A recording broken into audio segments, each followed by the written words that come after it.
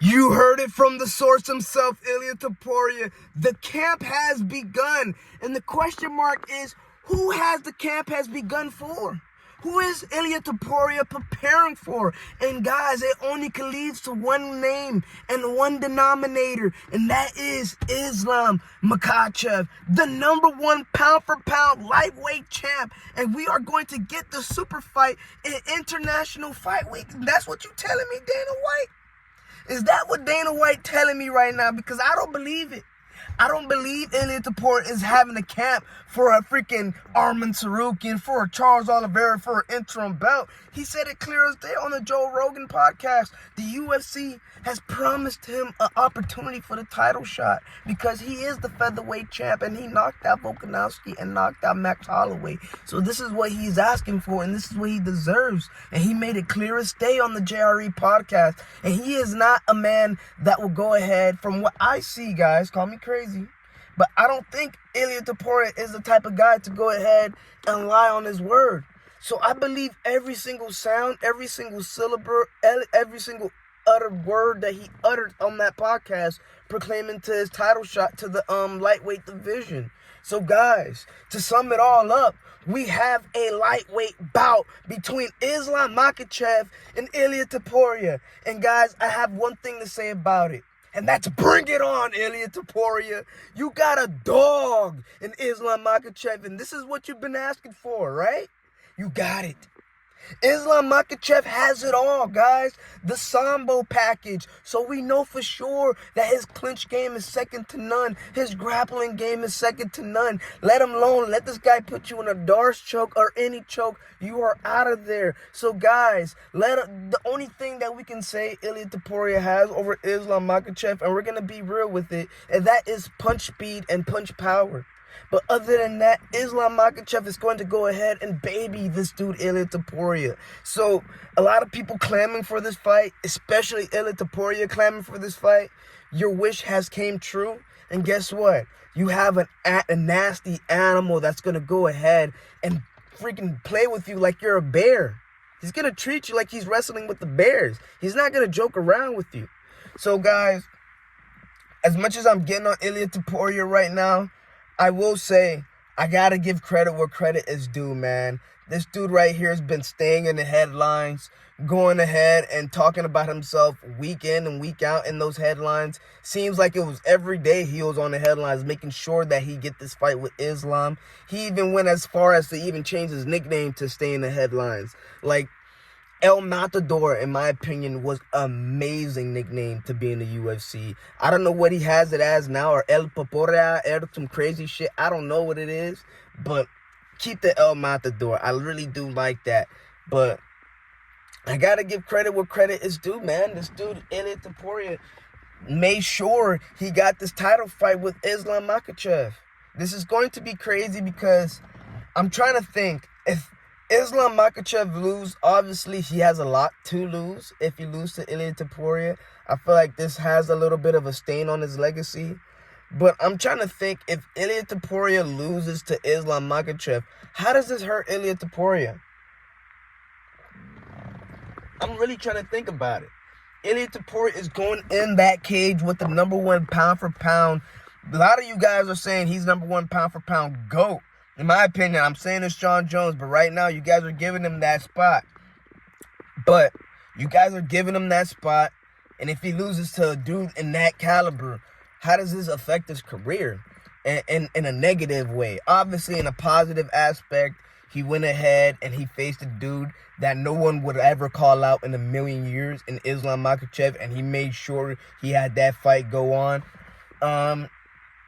So that's the positive aspect. Bro, my phone storage keeps getting full. I had to clear up some space.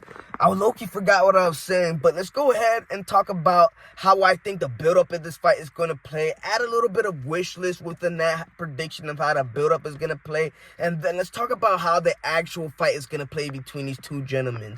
Now, one thing we need to see ASAP is that same thing that Ilia did with Max Holloway on the face-to-face interview. We need to see that again, but maybe with Ariel Helwani, maybe with somebody that's going to go ahead and ask the fiery questions. You know, I hope it's an MMA guru. Shit, I hope it's myself that can go ahead and ask these questions, but we need somebody that can go ahead and ask the questions to really build the heat between these two dudes. A second thing that we need to see ASAP and Dana White, there's no questions about it. There's no even talking about it. You just need to go ahead and do it. And that's to bring this fight in Spain. Let's go ahead and put Ilia Topuria at the crib. Have him have a whole country behind him.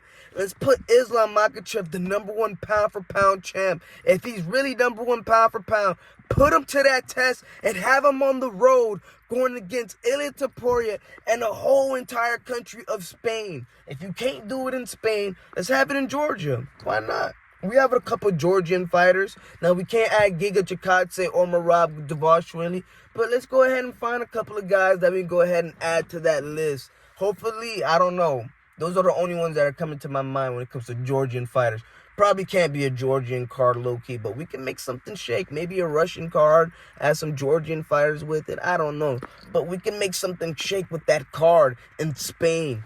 Third thing that we need to see, and we need to see more like interactions between these two guys. We don't need to just see the face-to-face interview and the press conference and these two dudes fight. We need to see more.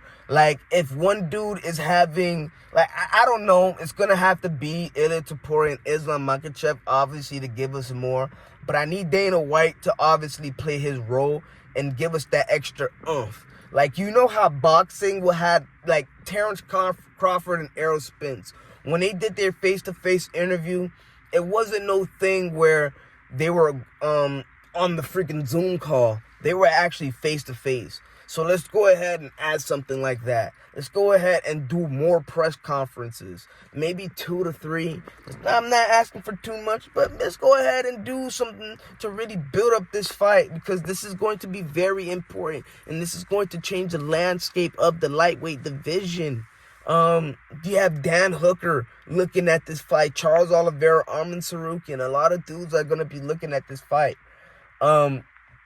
But let's go ahead and talk about how the actual fight is going to play out, in my opinion. Now, if we're going to go ahead and look at the early rounds, like round 1, I think it's going to be a really competitive rounds. Both guys are going to fill each other out. So it's going to be a round where a lot of fans are going to give it to Islam. A lot of fans are going to go ahead and give it to Ilia Topuria. It's going to be a hard round to score unless you really watch it in slow motion on the Weasel style of it, on the Weasel style of analytics. Round 2, I think it's going to be a spot where Ilia Topuria knows he's going to have to up the gas tank a little bit, and he's going to go ahead and put more combinations out there, going to the body, going to the head, and Islam Makhachev is going to find a way to go ahead and defend it. So I'm going to go ahead and give round 2 to Ilia Topuria. So that may lead 2 rounds to Ilia Topuria, no rounds to Islam Makhachev as of thus far. But when it goes to round 3, I think Islam Makhachev simply neutralizes Ilia Topuria by just going to the clinch and holding him out for that whole entire round of round 3, making him edge out that round. Round 4, we're going to go ahead and say that Islam Makhachev takes down Ilia Topuria, and this is where the crowd jumps. And Islam Makhachev does what he does, hold Ilia Topuria down to the ground, and this is leading the fight 2 rounds to 2. And this is where I'm going to go ahead and give it to Islam again. And this is where Islam is going to go ahead and display a little bit of striking, because Ilia Topuria is still a nasty striker. But he's going to mix it up with some grappling, and that's just going to be the deciding factor of the fight. Now, another thing that I'm looking at also, if I didn't bring it up, is how big is Ilia Topuria going to be going into this fight? Now, obviously, he has to cut down weight to 155 to be a lightweight and fight for the championship belt. But he walks around at 180, and Joe Rogan said that Islam walks around at 190. So that factor is going to play huge. Because if we're getting an Ilia Topuria that's bigger than the featherweight Ilia Topuria, that can be a little bit of a problem. He still is a short guy, but a short, stocky guy. And Islam Makhachev walking around at 190, how big does he be after the whole weight cut thing? That's going to play a huge factor too. But all in all, guys, I'm going to end this video right here. You know the joint, got to tell you to like the video, subscribe. It's your boy Fetty MMA, and I'm out.